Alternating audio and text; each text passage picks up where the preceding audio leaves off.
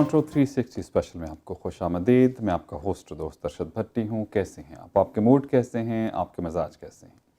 एक बड़ी अहम शख्सियत हमारे साथ मौजूद हैं और बहुत अरसे से हमारे साथ हैं। रेडियो के हवाले से हम बात करें, रेडियो पाकिस्तान टोरंटो के हवाले से, तो बहुत अरसे से हमारे साथ हैं।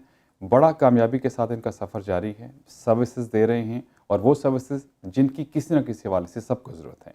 इमिग्रेशन एक ऐसा मामला है जिसकी किसी न किसी हवाले से ज़रूरत पड़ती रहती है। आप खुद हैं तो आपके बाज़ का स्पाउसेस आते हैं, आपके पेरेंट्स आते हैं, आपके बहन भाई अजीज़ रिश्तेदार प्यारे यहाँ पे आते हैं। प्रोफेशनल सर्विसेज, ऐसी सर्विसेज जिससे आपको दुरुस्त ब्लैक एंड वाइट में चीज़ों को पता चल जाए।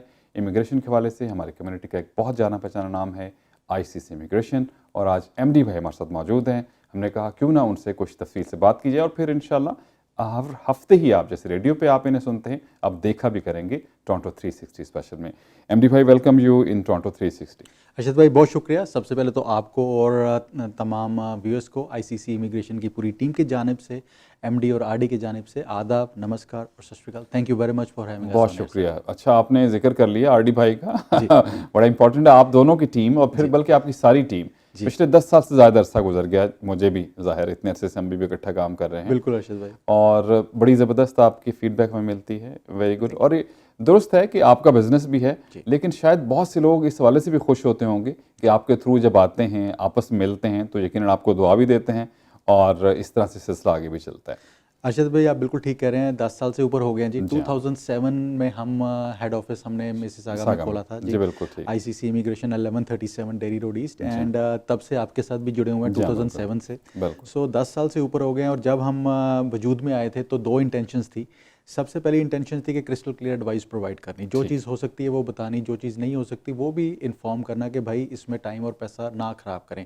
But again if you still want us to pursue तो we can help you with that. But आपको पहले पता होना चाहिए कि इसके सक्सेस के चांसेस क्या हैं। और दूसरा था कि फैमिलीज़ को रीयूनाइट करना, यहाँ पे जो इंडिया वाला जो पाकिस्तान का माहौल है, भाइयों बहनों को, अम्मी अब्बू को यहाँ पे रीयूनाइट करना। एंड 10 सालों में एक चीज़ का फ़ख्र ज़रूर होता है कि we have been successful in both of these.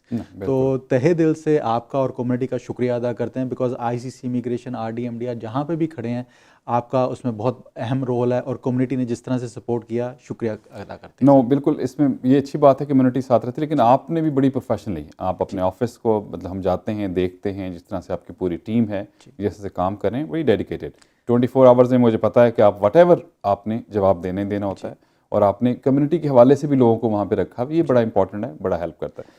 अच्छा, अगर हम इमिग्रेशन के हवाले से, ज़ाहिर है ऐसा मसला है सबके साथ किसी न किसी हवाले से कंसर्न रहता है।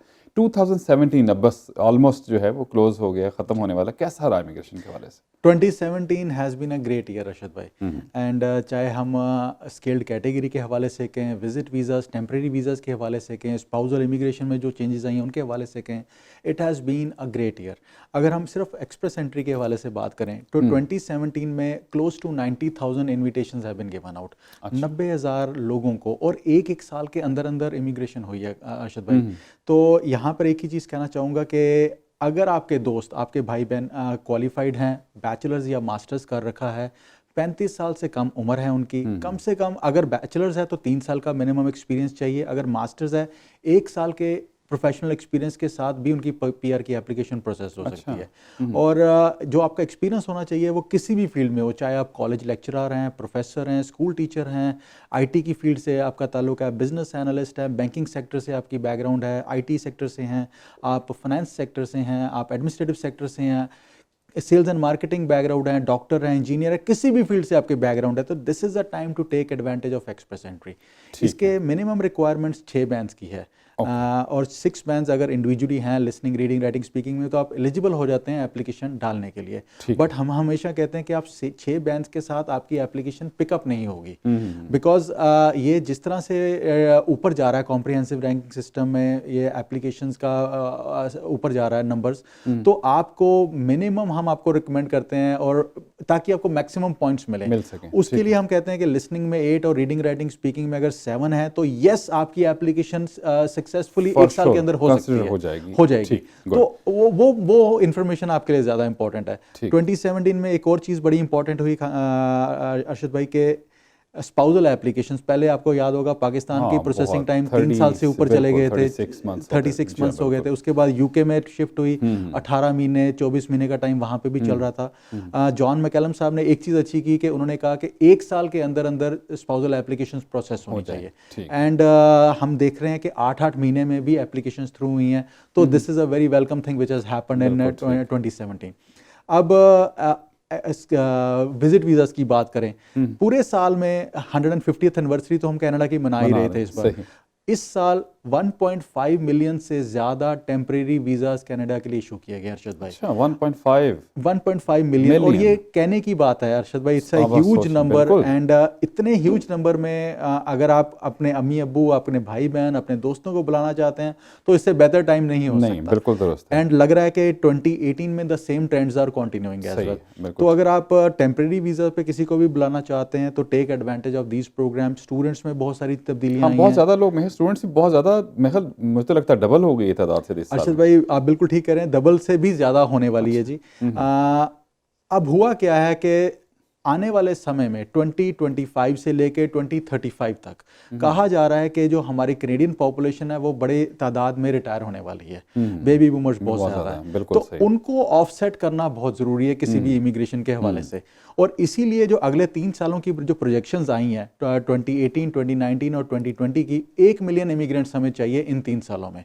और ये आने वाले समय में ये नंबर बढ़ेगा, 35 साल से कम हमें इमिग्रेंट्स चाहिए। और स्टूडेंट एक ऐसा कंपोनेंट इसमें निकल के आ रहा है, जो स्टूडेंट, सबसे पहले तो स्टूडेंट जब आते हैं तो वो आके यहाँ पे इंटरनेशनल स्टूडेंट की फीस पे करते हैं। बिल्कुल ठीक।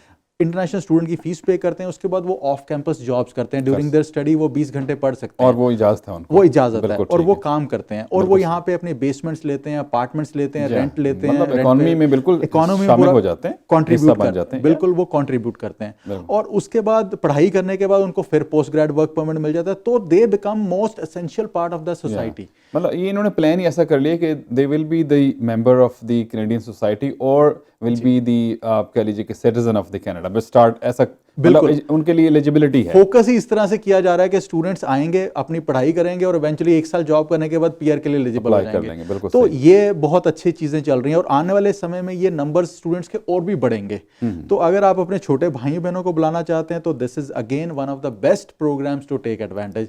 आज की डेट में हम मई 2018 और सितंबर 2018 की एडमिशंस करवा रहे हैं। तो कोई भी दोस्त हमें इन्फॉर्मेशन लेना चाहते हैं स्टडी परमिट के हवाले से तो दे कैन रीच आउट, और अपने बच्चों के रिज्यूमे हमें फॉरवर्ड कर दीजिए, उनके मार्कशीट्स फॉरवर्ड कर दीजिए, मैट्रिक की और एफए की कम से कम, और अगर ग्रेजुएशन की हुई है तो उसकी डिटेल्स भी फॉरवर्ड कर दीजिए and we will help you. इस हवाले से एक बड़ा जाहिर है, जब हमारे पाकिस्तान इंडिया से लोग आते हैं, अगर हम डॉलर को कंपैरिजन अपने रुपीस से करते हैं तो बहुत ज़्यादा, मिनिमम क्या आप समझते हैं कि 1 साल, क्योंकि कॉलेजेस भी हैं, कम्युनिटी कॉलेजेस भी हैं, यूनिवर्सिटीज़ भी हैं, एक जो एफएससी या 12th क्लास होता है पाकिस्तान में, या मैट्रिक के बाद तो मेरे ख्याल कोई आने का फ़ायदा नहीं है यहाँ पे, आप इंटर के बाद जब आते हैं तो जनरली क्या 1 साल का खर्चा होता है तकरीबन? अर्शद भाई अगर कम्युनिटी कॉलेज की बात करें तो तकरीबन 15 से 16,000 डॉलर का 1 साल की फीस है, 2 सेमेस्टर्स की।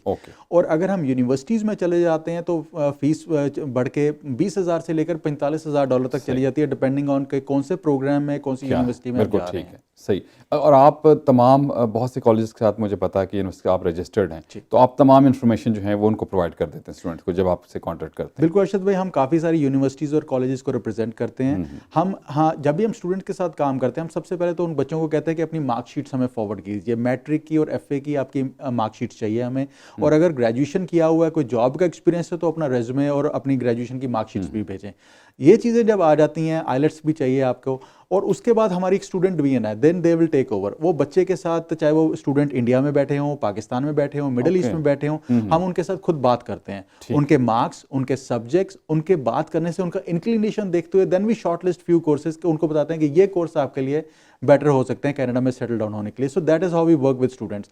और एक और चीज़ के बहुत सारे बच्चों के जहन में चलता है कि हमारे पास तो गैप आ गया। हम पूछते हैं गैप कैसे आ गया जी? हमने ग्रेजुएशन कर ली जी, हमारे पास 5 साल का एक्सपीरियंस हो गया, गैप। ये एक्सपीरियंस गैप नहीं है। जब भी आप किसी मैनेजमेंट प्रोग्राम में जाना है तो आपके पास अगर एक्सपीरियंस है तो it is an added advantage, वो आपको यूनिवर्सिटी और उस प्रोग्राम में आपको हेल्प करेगा।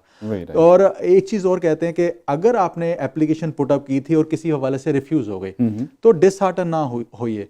चाहे वो एक बार का रिफ्यूज़ल हो, चाहे वो 10 बार का रिफ्यूज़ल हो, डज़ नॉट मैटर।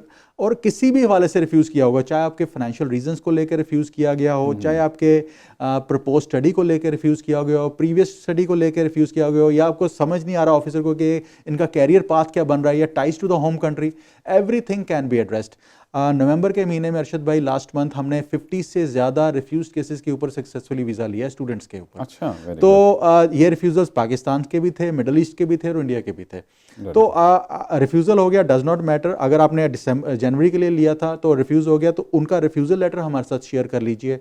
एंड अभी कॉलेज से रिफंड ना लीजिए, अगर डेफर होता है, कॉलेज से पॉसिबल है, यूनिवर्सिटी से पॉसिबल, तो डेफर ले लें एंड उसके बाद हमसे रब्ता कीजिए and we will guide you कि हम किसको किस तरह से परस्यू कर सकते हैं, पॉजिटिव इस पे आउटकम लेने की कोशिश कर सकते हैं।